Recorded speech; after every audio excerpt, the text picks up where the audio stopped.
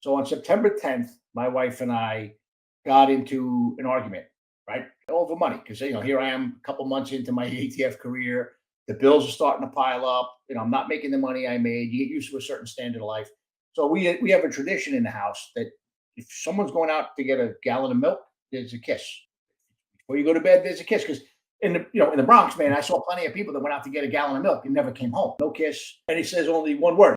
And all of a sudden, I hear an explosion and I feel heat from above my head. Like got my attention. And I turn around and look back at the girl who's on her knees taking care of this guy. And now she's laying on her chest, her head's facing towards me. And I just watched the color leave her face. And her eyes aren't blinking. And I'm like, holy shit. Now, looking back, part of me like, wow, I should have checked her pulse. But I assumed she was dead. And I remember looking up and seeing something tearing through the paper and realizing, holy crap, that's a person. And as a cop and as a detective in New York, every now and then you would get a call to go to a jumper scene. And you would have one of two scenarios. If I never saw a human being fall from that kind of height. So I remember like literally tensing up like I'm going to get punched in the face.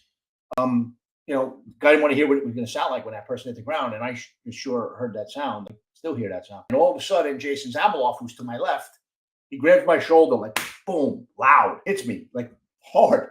And he says only one word. He's like, run. And I remember like looking up. And if you ever see the way the South Tower fell from where we were standing, which was on the east side, it looked like it was toppling like a domino. So I started running back north, the direction I was coming from.